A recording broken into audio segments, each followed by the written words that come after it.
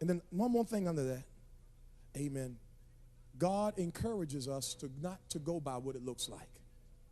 Because he says, I will not fail thee. So when he says, I will not fail thee, sometimes it may look like it's failing. When Lazarus died, how many know that looked like failing?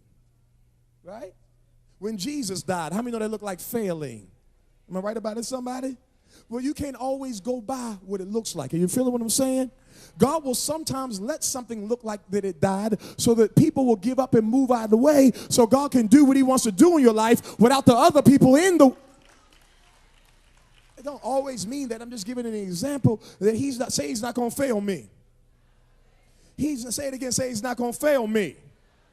Touch yourself and say he's not going to fail me. I only have one more point, but I want you to hear this. Psalm 91, starting at verse 5, says, thou shalt not be afraid for the terror by day, nor for the arrow by night, or by the arrow that flieth by day, nor shalt thou be afraid of the pestilence that walketh in darkness. Then he says, nor should you be afraid of the destruction that wasteth at the noonday. Verse 7 says in Psalm 91, 1,000 shall fall at your right side, and 10,000 at your right side, but it shall not come nigh to thee. Oh my God, only with mine eyes shalt thou behold and see the reward of the wicked, because thou hast made the Lord, which is my refuge, even the Most High thy habitation. There shall no evil befall thee, neither shall any plague come nigh your dwelling. It's around, but it ain't gonna get you. It's getting on other people, but it ain't gonna get you. It's killing other people, but it ain't gonna kill you.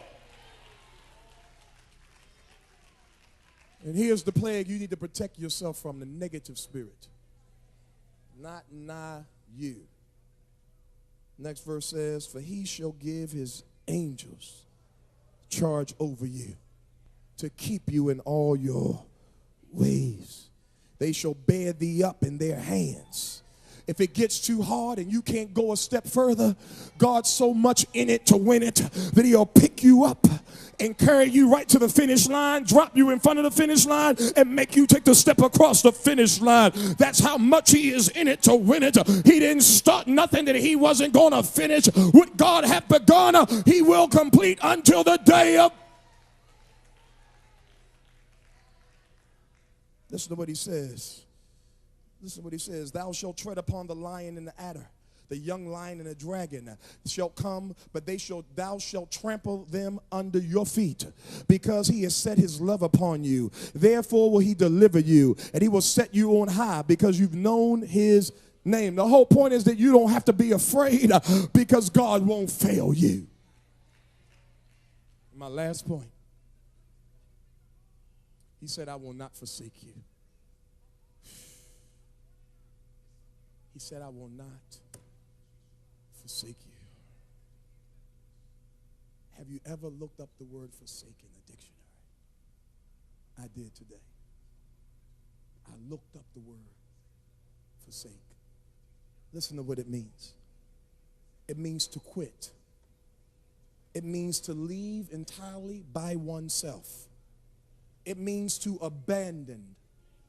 It means to desert. The word forsake in the dictionary means to renounce. It means to turn your back on somebody like you never knew them. And God says, there's nothing you can do. There's no mistake you can make. There's no trouble that you can get in. There's no stupid decision that you can make. And we done made some stupid decisions. He said, I not only will be with you, I not only will not fail you, but then he goes on to say, if you ever think that I'm leaving you because other people are leaving you, you are mistaken. You can wave bye-bye to them, but you can never wave bye-bye to me, because even if you backslide, I'm married to the backslider. That's the book of Jeremiah. Are you hearing the word tonight? He says, I won't abandon you. He says, I won't. Play softly, I can't hear you, brother. He says, I won't abandon you. He says, I won't forsake you. He says, I will never renounce you. He says, even if you're jacked up in the hospital, tube down your throat, I'm still going to say, that's my boy. That's my girl.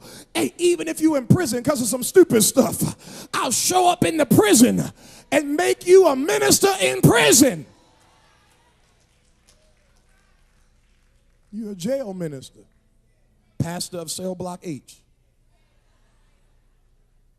Because I will not forsake you. No matter what you've done in 2008. No matter what you did in 2007.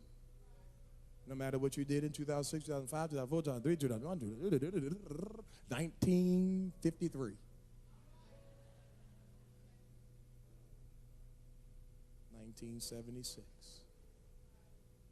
Whatever you did, God has never forsaken you.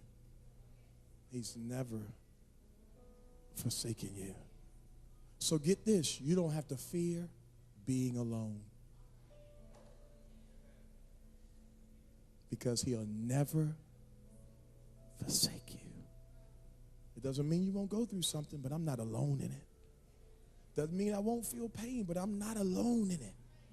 You're not alone in whatever you're going through. And that's the key. You're going through it. You're going to get through it. Oh, you're going to get through it. You know why? Because he's there that even when it gets real tough, he's going to pick you up and carry you when you can't carry yourself. That's why you don't have to be afraid. You don't have to be afraid. You don't have